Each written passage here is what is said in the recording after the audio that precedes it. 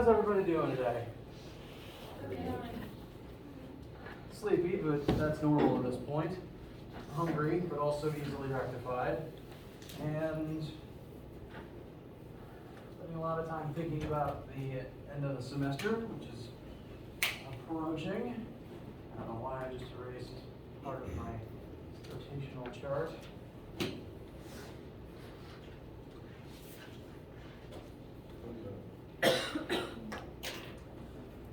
Today, general plan is to continue in Chapter 8, looking at more cases of torque and a few more angular counterparts to some linear principles we've already covered.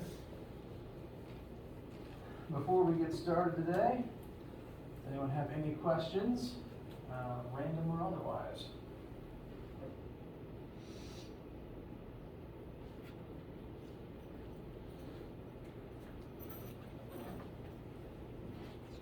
All right.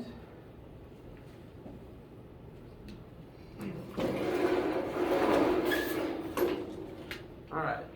So let's quickly review. Last time we talked about, or at least introduced, the idea of torque.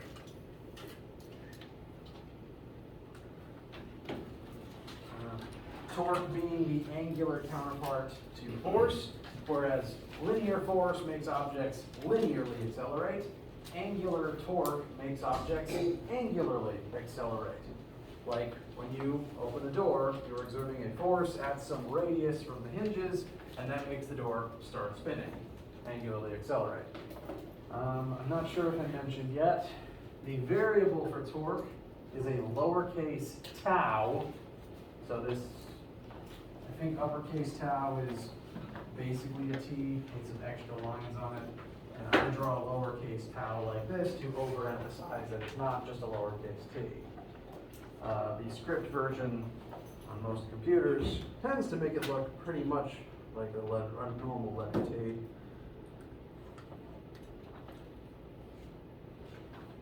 Come on, come on. There we go. All right, so I wonder if we were going to be in magenta all day today. So tau equals radius times force. You have to exert a force at a radius from some fulcrum in order to generate torque. You do this every time you use a tool involving a force exerted at some distance from the target. And the variable is tau. The unit is Newton meters. There's no special unit, and it doesn't even involve radians this time. The unit is just Newtons times meters, which I think I've still got written over there.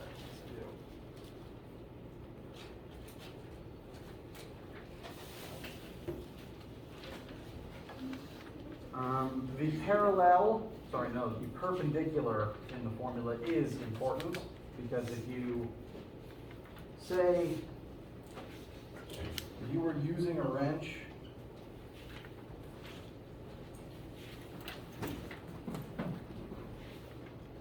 then the wrench, the length of the wrench is the axis that you're going to be exerting force upon. And in order to actually spin this wrench, which is currently in the horizontal axis, I would probably want to pull either up in the vertical or push down in the vertical. Would pulling horizontally make this bolt spin at all? No, the force very specifically has to be perpendicular to the axis. Sometimes some forces aren't perfectly perpendicular, because very often when humans use wrenches and other tools, you're just not able to get your arms totally perpendicular to the tool itself. Wrenches this size do exist. If from your perspective it looks like it's about 1 meter long, wrenches like that do exist. And if one such wrench was here right now and I was physically trying to turn it, my arms would not be perpendicular to it right now. I can exert as much force as I can this way, and only some of it is perpendicular. Which means one would have to do a tiny amount of trig first figure out the parallel portion. Sorry, no, I'm going to keep saying those words backwards. I apologize. To figure out the perpendicular portion of the force.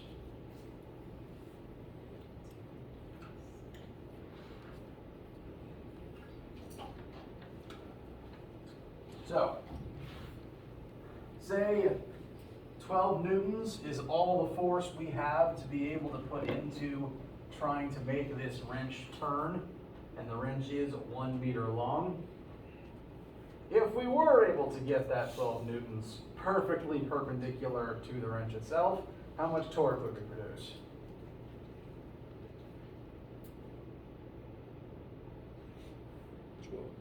12. And the units of that would be Newton meters. We multiply 12 newtons by 1 meters.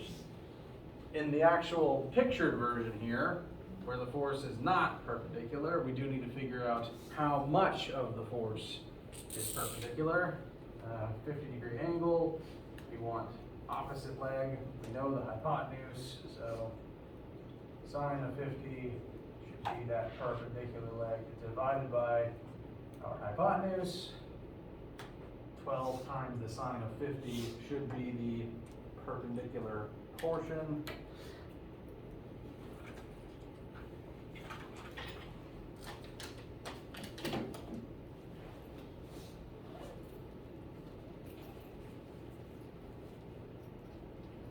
Which gives me about 9.2 newtons. Therefore, we multiply that by the 1 meter and we get 9.2 Newton meters. Some general life tips. If you're ever struggling to make something turn, or even to lift something if you have access to a crowbar, the longer your tool is, the better. This is one reason why longer shovels tend to be better at digging up heavy things and large amounts of dirt than small hand trowels. The handle is literally longer, you get more distance, you'll create more torque. I think it might have been Newton that once said, if you give someone a long enough lever arm, you could move the planet. And that is technically true. The lever arm in question would just be the length of the solar system.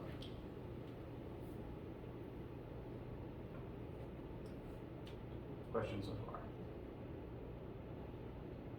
Okay. Now, we are going to begin applying torque in a few different ways. One of those ways is during lab this week, if you haven't had that yet.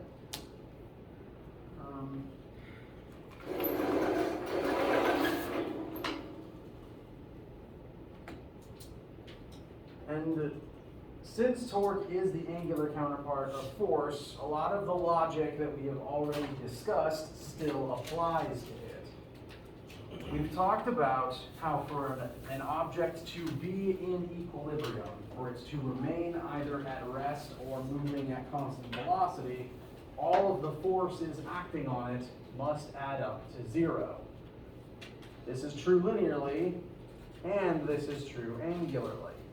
For an object to remain in rotational equilibrium, which is to say, for it to either not spin at all, or for it to spin at constant velocity, all the torques on that object have to add up to 0.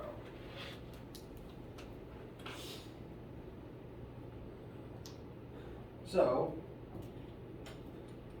right now this wheel should be in rotational equilibrium because there's just nothing exerting torque on it right now. All the torques on it equal 0. Alternatively though,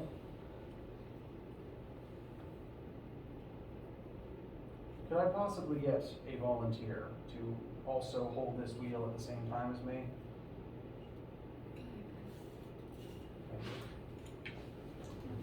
You said you? Or Yeah. I don't want to call you out. I just saw your mouth move. I apologize. All right. I am going to try to make this wheel move by spinning it this way. Your job is to stop me. Okay. Okay. Is the wheel currently in rotational equilibrium? Yes. Yes. Are there still individual torques acting on it? Yeah. Yes. So as long as they add up to 0, still no spin. Thank you very much. Mm-hmm. That is the situation we are going to start analyzing, also in lab this week.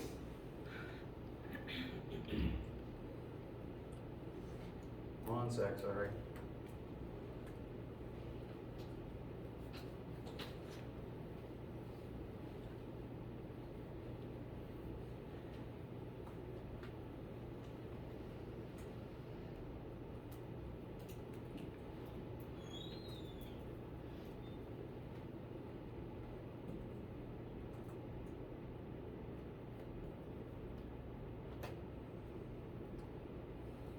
I know many of you are some combination of bio and chem majors as my most common student demographic. So let's look at how these principles apply to the human body. Here we have pictured a somewhat of an accurate drawing of a human arm, or at least the bones inside of the human arm, and exactly one muscle.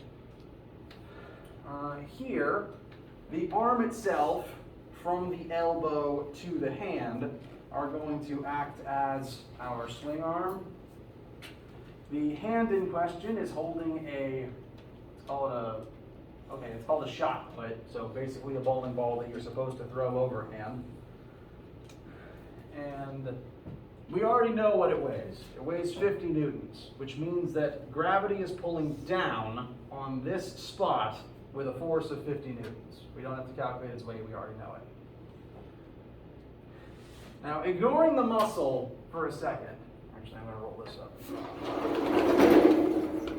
Ignoring the muscle for just a second, if we just had like a model skeleton that you would see in a high school classroom, and we just put a bowling ball in its hand, what would happen? It would fall. There would specifically be torque involved, so let's look at how and why.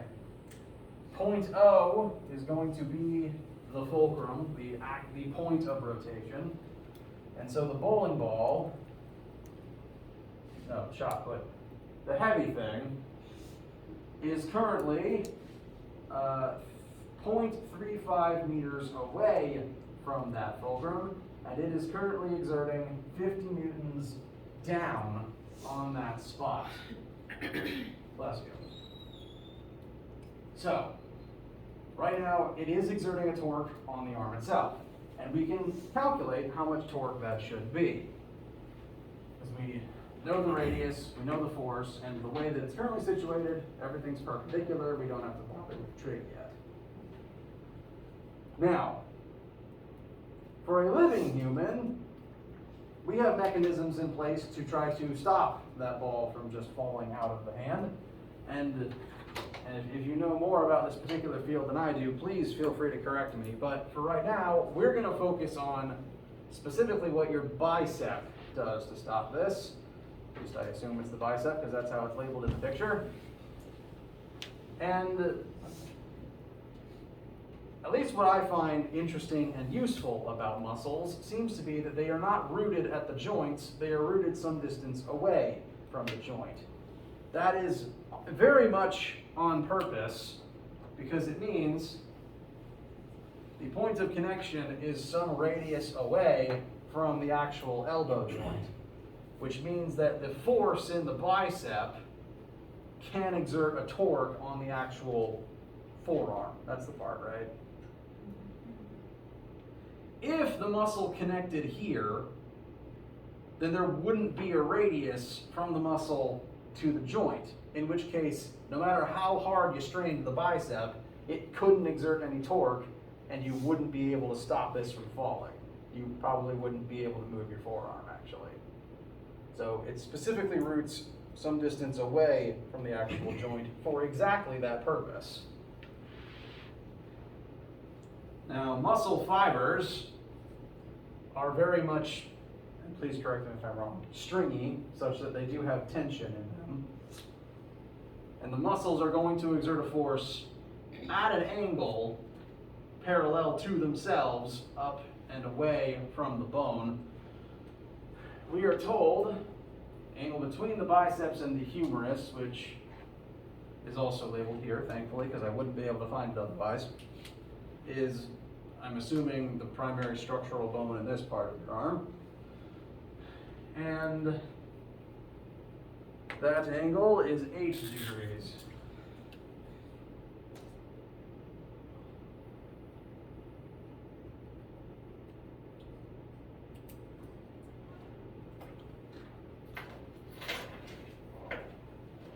Now, in order to actually hold this ball still, all of the torques on your forearm, specifically the ulna in this case, have to add up to 0.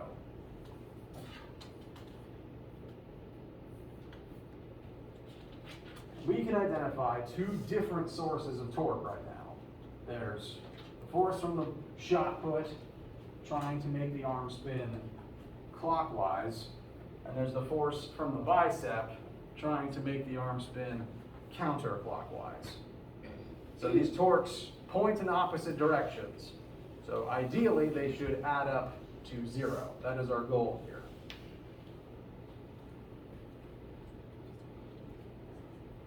So we know for this situation to remain stationary, to hold the shot put in place, all the torques on the arm have to add up to 0. The 2 torques currently present are torque from the shot put and then the torque from the bicep. Those are the only 2 things currently exerting torque on the arm if we ignore the weight of the arm itself.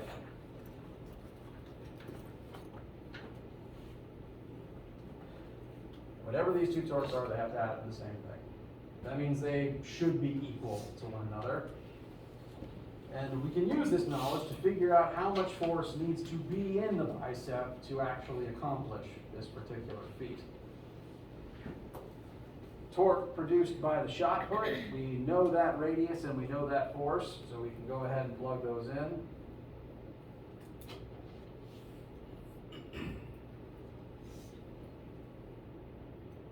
Radius,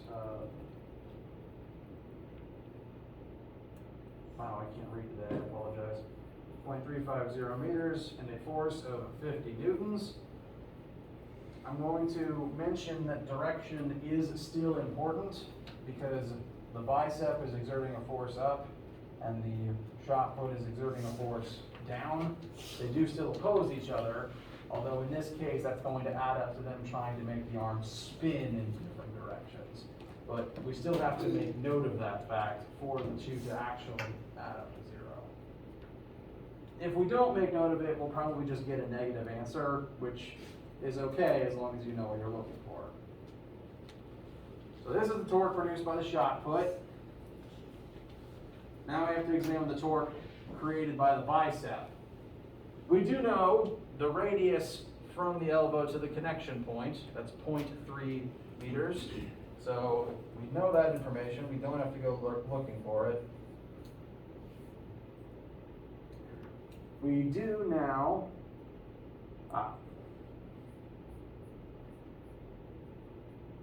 that just leaves the perpendicular force that the bicep is currently using to hold the arm in place.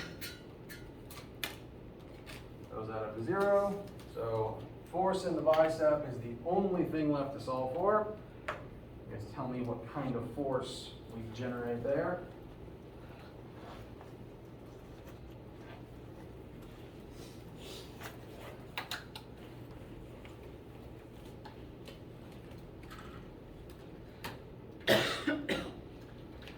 Bless you.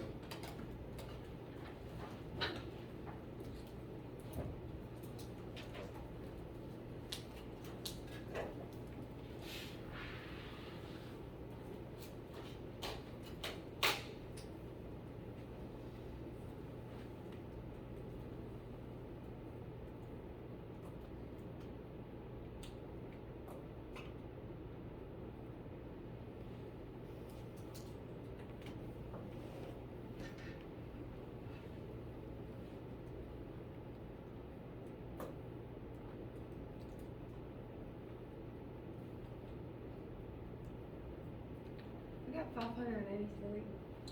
Does anyone agree or disagree? Collective nodding, very good. So, final answer, the perpendicular force of the bicep Comes out to about 583.3 repeating newtons. If that seems like a lot, it is.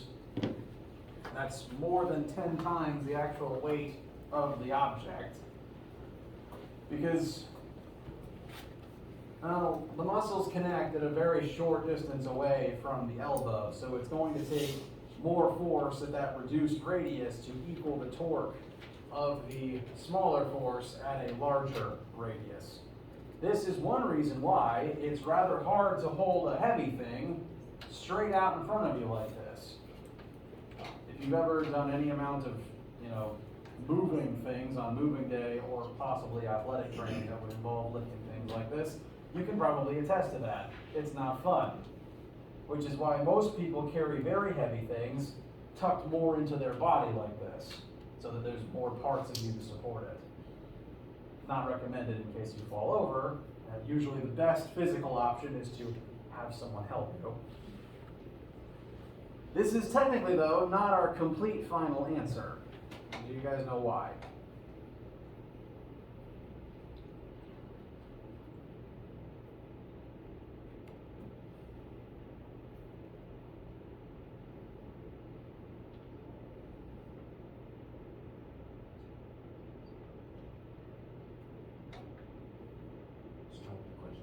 It's asking for the humans. What force must the humorous? Wait, what? Wow, I misinterpreted the entire question. Oh, wait, no, there's two questions. There is 2 questions? What force? There is 2 questions. This is what happens when I don't look at my notes super closely before class. Sorry about that. First question, what force must the biceps apply to the ulna in order to hold the shot put in place? So we're still answering this question. So this is the part we're focusing on. Ignore this part for right now. This is not the entire force of the bicep. This is just the portion of the force that is perpendicular to the ulna. Because if the ulna is horizontal, only the vertical force of the bicep actually creates torque.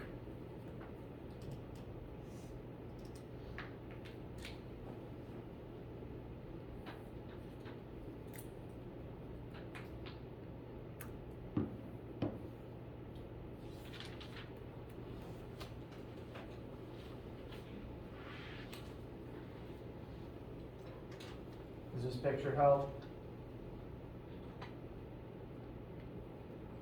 The hypotenuse is the actual bicep, and this vertical leg represents the portion of that force that is in the vertical axis. Technically speaking, the bicep is going to have to work a little bit harder to actually hold the arm up because only part of its effort is actually vertical right now. So to find the actual amount in the bicep, we have to use just a small amount of trig. We know the adjacent, so cosine of 8 degrees should be 583.3 divided by the biceps full force. So how much force actually needs to exist in the muscle fibers? Tendons? What would the best term be there?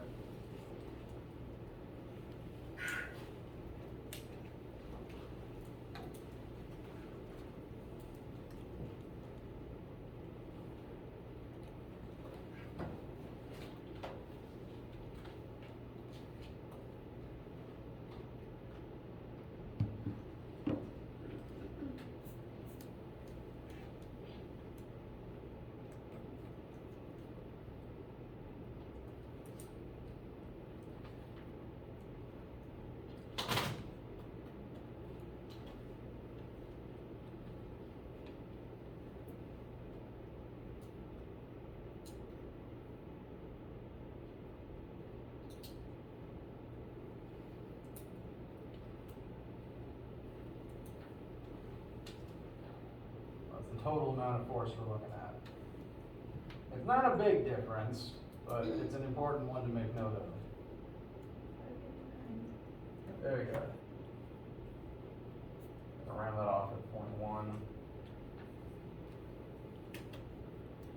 It's not a big difference, but it's worth noting. It does mean that your muscles do have to work even harder to hold something straight out like this than one would expect. So again, if you're carrying something heavy, don't do it like this.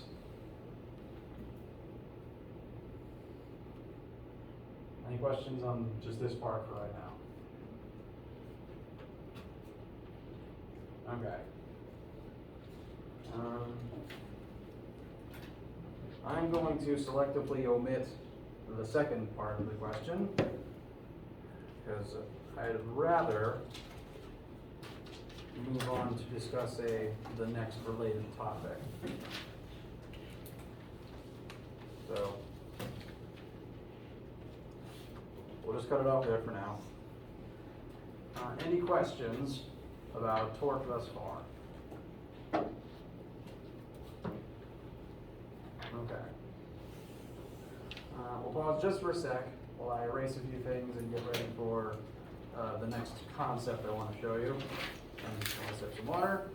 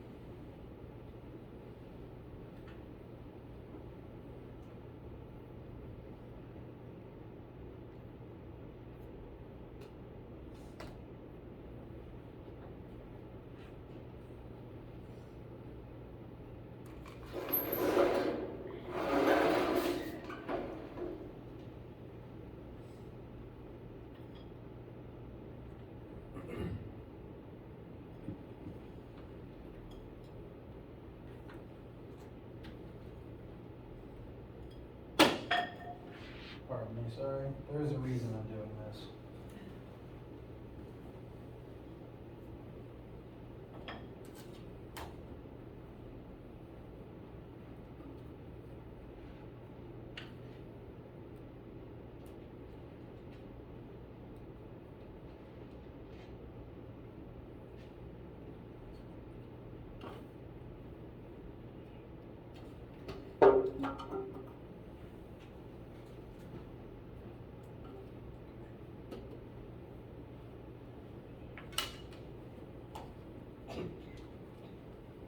Bless you.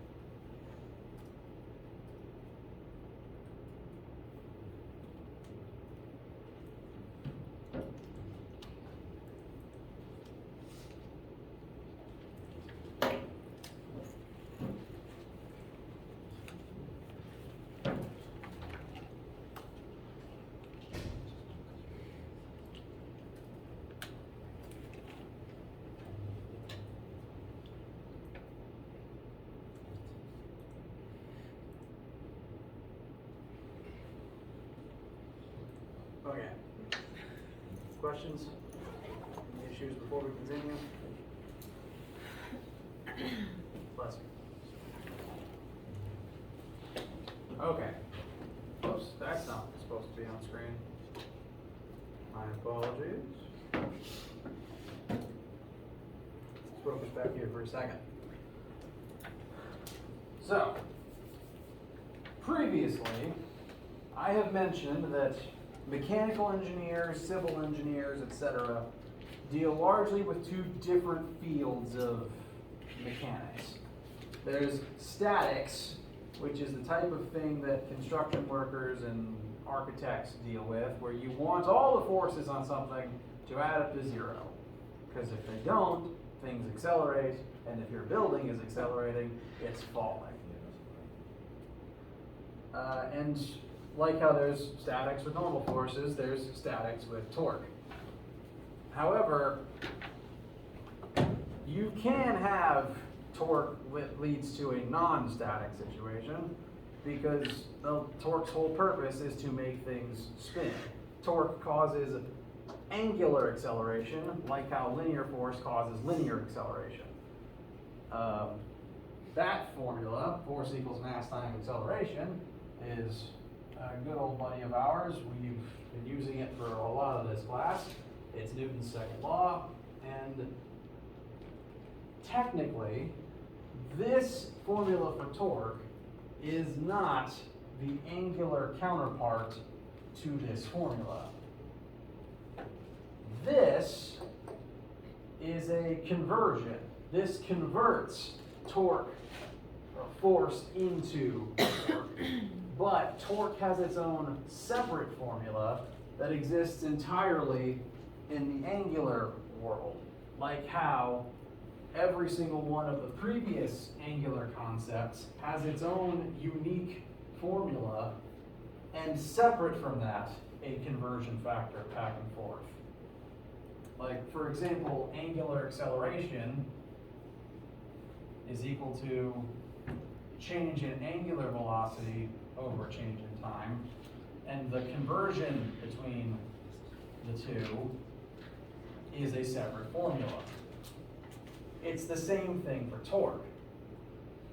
Technically, we've only looked at the conversion between torque and linear force. I have to make sure not to call it normal force by accident. Between torque and linear force, which means there's an additional torque formula that represents the counterpart to Newton's second law.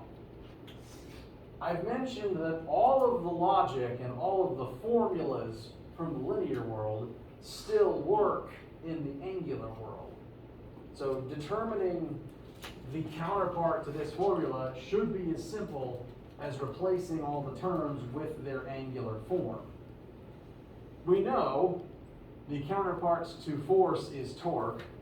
So the formula should start with torque equals.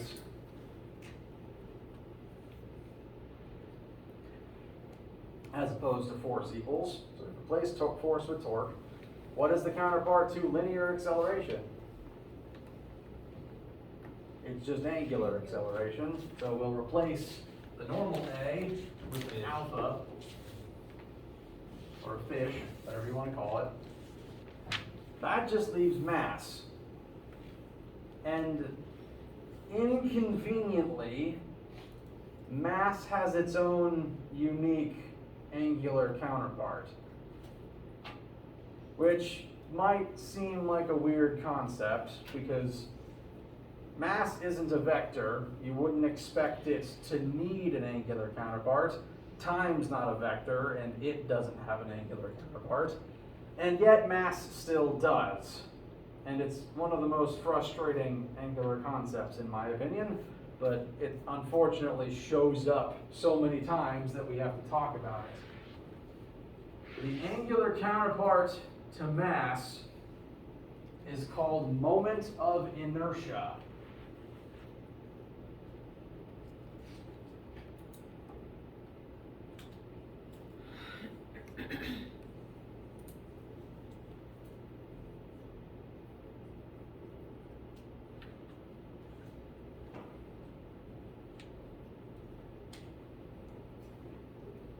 I'm going to add it onto our table over here.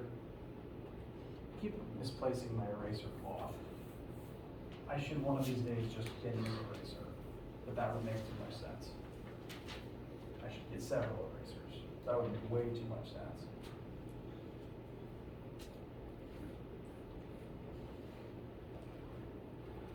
So the angular counterpart of mass is called moment of inertia.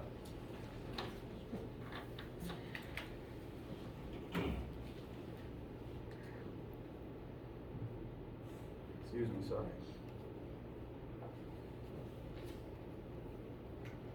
So, just for comparison, there's the two formulas right beside one another.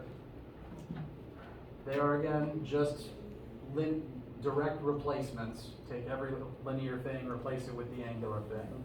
So all the same logic still applies. Linear force exerted on a mass makes it accelerate. Angular force, torque, exerted on an object with mass, so I'll elaborate more in a second, makes it angularly accelerate. Moment of inertia is kind of its own bizarre oddity. You would not be thought ill of for wondering why we would need to bother with an angular counterpart to mass, or why we would need to try to calculate it. The problem is, linear mass is linear. It represents an object's tendency to want to move in a straight line. Objects with more mass are more prone to moving in straight lines. If it's already moving, it's harder to stop. The more mass it has, the harder it is to stop from moving in a straight line once it's already moving in a straight line. This is just normal inertia. But the same object has different tendencies to spin based on the configuration of that mass. This object, we're just going to treat it as a rectangle for simplicity's sake. This is the lid, the cover to my calculator. And again, we're just going to treat it as a rectangle, a uniform rectangle for right now. It has some amount of mass, so if I exert a linear force on it, it should linearly accelerate. It's kind of boxy, so it's got a length, a width, a depth, etc., etc. And if we think about this just in terms of x, y, and z, there are three different axes that I could make this thing rotate through its own center. I could make it spin like this, lengthwise. I could make it spin like this, which I have a hard time doing with my hands. I could make it spin like this. Or I could make it spin like this. Those would all be linear axes through its center. And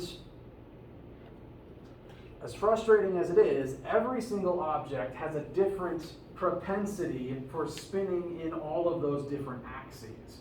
This one object will spin at different rates depending on how it spins, which of those axes I choose. I'm going to demonstrate those by just throwing this into the air. I'm going to try to use the same amount of force each time, and I want you to observe how fast you think the object is moving in each axis. First, I'll go like this. Whoops. I really should get someone to do this for me that's better at catching things. Okay. So, analysis spins pretty quick when rotated that way. Now I'm going to do it like this.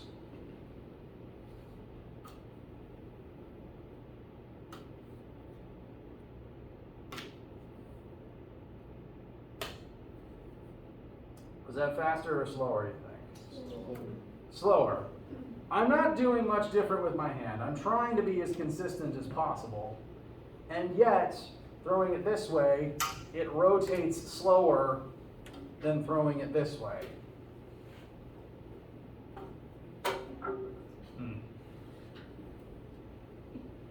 And then, last and most frustrating of all, I'm now going to throw it like this.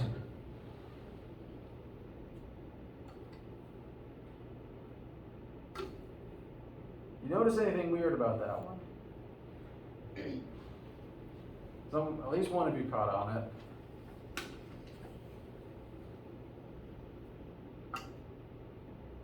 It does a backflip.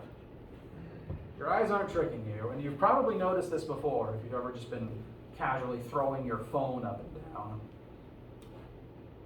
Specifically, rectangles, when rotating like this, have an innate propensity for just doing a backflip in midair and changing how they're spinning. And I don't have a good reason why. I just know that it's due to every single way of rotating this object has a different moment of inertia, a different propensity for spinning. And specifically, when a rectangle spins through this axis, through its short axis, it just wants to do a backflip. The torques on it are such a way that it just causes that effect if it's allowed to do so. All of those motions have different moments of inertia about them. Nope, sorry, don't have to worry about that yet. I just want to show you the whole chart. Oh, you can't see what I'm doing. In fact, all objects have different moments of inertia depending on how they rotate. Now, you don't need to memorize any of these various formulas. This chart should be on the class formula sheet. And I'm going to try to make it so that you don't have to use this as much as... I'm going to try to minimize needing to use this particular chart. But all objects have different moments of inertia depending on, very specifically, how they are rotated.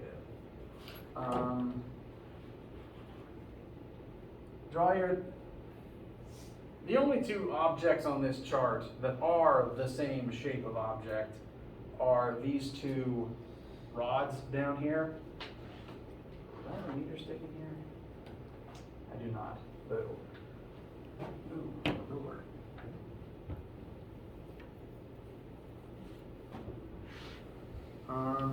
So we'll treat these two as the same object, simply rotating in different ways.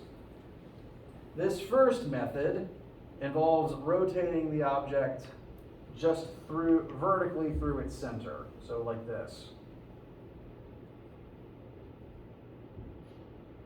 But this second way involves spinning it about one of its end points.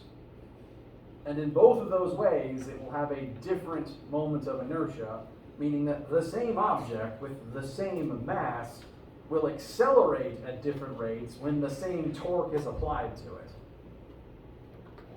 which is very frustrating for anyone who is specifically in rotational dynamic systems, or if there's a spinning, moving part in the machine you're building. Now, any object's moment of inertia largely depends on two variables, its mass and its radius. All of these shapes, the formula for calculating its moment of inertia is some fraction of its mass multiplied by either its radius or its length, depending on how it's spinning. And this is a weird thing, so I want to do lots of examples involving it in the coming days to help it sink in. So for right now, we're at the end of class anyway, we'll just break here, let this concept settle, and on Friday we'll look at some examples of how torque and some other things utilize this. There's actually a homework question to that, so if we just look at the homework question. Sorry, repeat that. There's a homework question that has that chart and it asks for a bunch of like solving. So can we look at that one? Absolutely. We'll take a look at that question next time. Thank you for reminding me. All right, if you have any other questions, feel free to stick around or email me before I find out class. If not, have a wonderful day.